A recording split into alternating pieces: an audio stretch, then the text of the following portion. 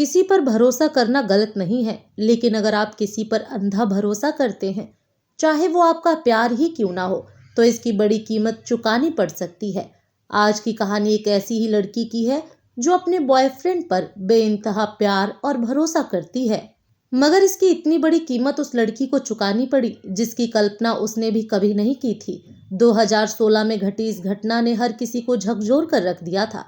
प्यार से शुरू होकर हैवानियत की इंतहा तक पहुंचने वाली इस पूरी कहानी के बारे में जब आप भी जान लेंगे तो आप भी शॉक्ड रह जाएंगे। तो आखिर क्या है आज की पूरी कहानी, चलिए जानते हैं सब कुछ इस वीडियो में डिटेल से। इस पूरी कहानी में हम सभी के लिए एक बहुत बड़ी सीख भी है, तो वीडियो में आखिर तक जरूर बने रहें। यह कहानी नॉर्थ वेस्ट दिल्ली के मॉडल टाउन थाने के अंतर्गत रहने वाली आरजू चौहान नाम की एक लड़की की है। घटना के समय यानी 2016 में आरजू की उम्र यही कोई 21 साल की थी तथा वह दिल्ली यूनिवर्सिटी के लक्ष्मीबाई कॉलेज में हिंदी ऑनर्स की फाइनल ईयर की स्टूडेंट थी। आरजू लगभग 9 बजे डेली सुबह कॉलेज जाया करती थी और फिर पढ़ाई खत्म करने के बाद अपने घर चली जाया करती थी। रोज की तरह 2 फरवरी 2016 को भी आरजू घर से कॉलेज के लिए निकलती है। आरजू के घर वाले भी निश्चित होकर अपने अपने काम में लग जाते हैं, मगर घर वालों को तब थोड़ी फिक्र होने लगती है जब वो देखते हैं कि आरजू के वापस आने का समय हो गया है, मगर अब तक आरजू कॉलेज से वापस नहीं आई है। शाम ज्यादा होने पर आरजू के माता पिता आरजू के कुछ जानने वाले दोस्तों से फोन करके आरजू के बारे में जानकारी लेने की कोशिश करते हैं, मगर वो लोग भी कहते हैं कि उनको आरजू के बारे में कुछ नहीं पता है। शाम ज्यादा होने पर आरजू के माता पिता अपने कुछ और जानने वालों को फोन करते हैं तथा उनसे आरजू को ढूंढने में मदद करने की अपील करते हैं। इस तरह कई लोग मिलकर आरजू की तलाश में लग जाते हैं, मगर पूरी रात तलाश करने के बाद भी ना तो आरजू का कोई अता पता चलता है और ना ही आरजू घर वापस आती है। अब अगली सुबह यानी 3 फरवरी 2016 को आरजू के माता पिता लक्ष्मीबाई कॉलेज जाकर अपनी बेटी के बारे में पता लगाते हैं। यहाँ आकर आरजू के बारे में उन्हें कुछ ऐसी बातों का पता चलता है जिसके बारे में शायद उन्होंने पहले कभी सोचा भी नहीं था।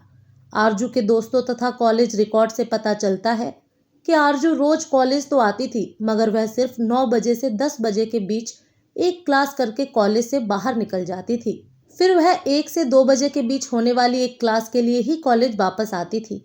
माता पिता के लिए खुलासा थोड़ा हैरान करने वाला था, मगर सच्चाई थी जिसे नकारा नहीं जा सकता था। इसके बाद कॉलेज प्रशासन आरजू के माता पिता की मुलाकात आरजू के कुछ दोस्तों से करवाते हैं। उनसे पता चलता है कि अक्सर 10 बजे तक क्लास खत्म करने के बाद आरजू कॉलेज के बाहर निकल जाती थी। यहाँ एक लड़का आरजू को रिसीव करने आता था। इस बारे में जब और इंक्वायरी की जाती है तो आरजू के कुछ करीबी दोस्त बताते हैं कि आरजू ने 1-2 बार उस लड़के के बारे में अपने दोस्तों को बताया था कि इसी से उसकी शादी होने वाली है। अब इस खुलासे के बाद मामले की जानकारी मॉडल टाउन थाने को भी दे दी जाती है। सारी जानकारी लेने के बाद पुलिस वाले भी कॉलेज आते हैं। यहाँ आकर वह सबसे पहले सीसीटीवी फुटेज खंगालते हैं। 2 फरवरी की सीसीटीवी फुटेज देखने पर पता चलता है कि कॉलेज से निकलकर आरजू किसी लड़के के साथ कार से जा रही है। आरजू के माता पिता उस लड़के की पहचान नवीन खत्री के तौर पर करते हैं।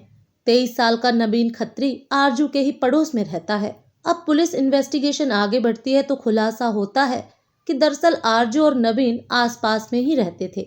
यहीं आसपास रहते हुए इन दोनों की मुलाकात होती है और धीरे धीरे यह मुलाकात दोस्ती में बदल जाती है। आगे चलकर यही दोस्ती प्यार में बदल जाती है।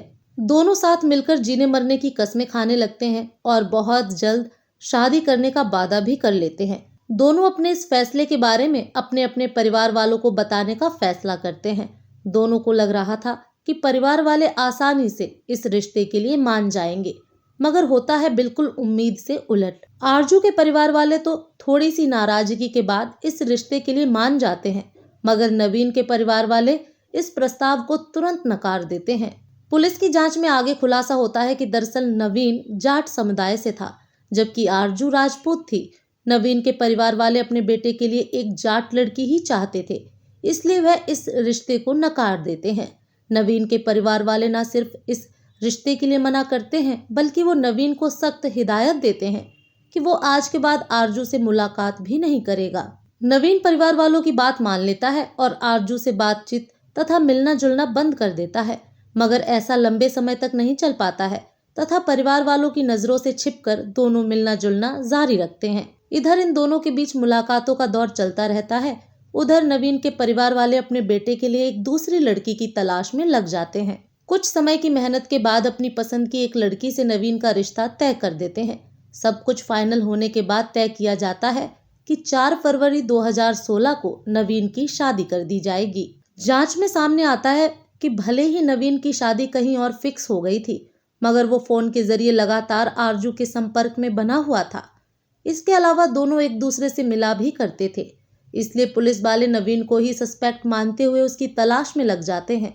पुलिस की एक टीम जल्द ही मोबाइल फोन के जरिए नवीन को ट्रेस करने की कोशिश करती है, मगर नवीन का मोबाइल स्विच ऑफ आता है। उसकी आखिरी लोकेशन उसके घर पर ही दिखती है। जब पुलिस वाले घर पर जाते हैं तो पता चलता है कि नवीन की तो 4 फरवरी 2016 को ही शादी हुई है और अब वो अपनी नई नवेली दुल्हन को लेकर हनीमून मनाने के लिए देश के बाहर जा रहा है। पुलिस वाले तुरंत पता लगाते हुए एयरपोर्ट पहुंच जाते हैं और एयरपोर्ट पर ही नवीन को नई दुल्हन के साथ अपनी हिरासत में ले लेते हैं। यहाँ से नवीन को थाने लाया जाता है और आरजू के संबंध में उससे पूछताछ शुरू होती है। शुरू में तो नवीन कहता है कि कई महीने पहले ही आरजू से उसका संपर्क खत्म हो चुका है, मगर जब पुलिस वाले सारे सबूत नवीन को दिखाते हैं तो नवीन मान लेता है कि वो कांटेक्ट में है और 2 फरवरी को वो आरजू से मिला भी था, मगर कुछ ही देर बाद रास्ते में वह उसकी कार से उतरकर कहीं और चली गई थी। पुलिस को नवीन की यह बात हजम नहीं होती है और वो अब सख्ती के साथ उससे पूछताछ शुरू करते हैं। पुलिस वालों की सख्ती के आगे नवीन की सारी चालाकी फेल होने लगती है और वह एक के बाद एक नए खुलासे करने लगता है, जिसे सुनकर हर किसी के पैरों तले जमीन खिसक जाती है।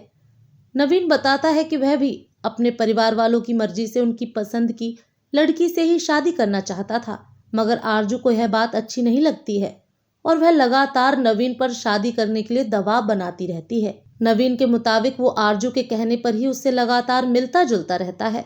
ऐसा होते होते नवीन की शादी का दिन भी करीब आ जाता है। नवीन के मुताबिक जब वह अपने रिश्तेदारों को अपनी शादी का कार्ड बांटने जा रहा था, तभी एक बार फिर से आरजू से मिलने के लिए बुलाती है और 2 फरवरी को नवीन के साथ निकल जाती है। नवीन के मुताबिक जब यह दोनों कार्ड बांटने अपने रास्ते पर आगे बढ़ ही रहे होते हैं, तभी कार के अंदर ही शादी की बात को लेकर ही आरजू तथा नवीन में तेज बहस होने लगती है। इसी बहसबाजी के बीच नवीन आरजू के गले में लटक रहा दुपट्टा पकड़ लेता है और वो तब तक उस दुपट्टे को खींच कर रखता है जब तक कि आरजू का शरीर ठंडा नहीं पड़ जाता है। नवीन के मुताबिक आरजू की हत्या करने के बाद उसे समझ ही नहीं आता है कि लाश को कहाँ ठिकाने लगाया जाए, इसलिए वो थोड़ी देर वहीं पर खड़े रहता है। फिर सोचने के बाद वह लाश को कार में ही रखकर सुनसान इलाके में चला जाता है तथा वह लाश को जलाने की कोशिश करता है, मगर लाश जब आसानी से नहीं जलती है तो उसे पकड़े जाने का डर लगने लगता है और एक बार फिर से वह लाश को अपनी कार के पिछले हिस्से में रख लेता है।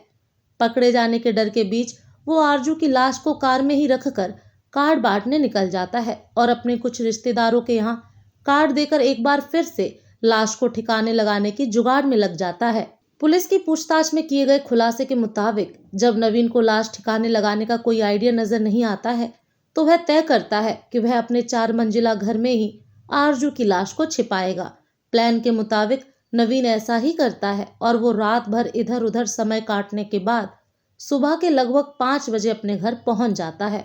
क्योंकि आरजू की लाश भारी थी, इस कारण वह अकेले लाश को उठाकर घर ले जाने में सफल नहीं हो पाता है, इसलिए वह कुछ पैसे देकर पास में ही एक कबाड़ी का काम करने वाले लड़के को मदद के लिए बुलाता है और उसकी मदद से लाश को उसी कमरे में लाकर वेंटिलेशन साफट पर छुपाकर रख देता है, जिस कमरे में वह शादी के बाद अपनी नई नवेली दुल्हन के साथ रहने वाला था। इस तरह 3 फरवरी की सुबह सुबह नवीन लाश को कमरे में छिपा देता है और इसकी भनक किसी को ना लगे, इसलिए वह पूरे घर में लगातार परफ्यूम छिड़कता रहता है। नवीन तो अपना गुनाह छिपाने के लिए परफ्यूम छिड़क रहा था, मगर घर वालों को लगता है कि वो अपनी शादी की खुशी में लगातार घर में खुशबू छिड़क रहा है।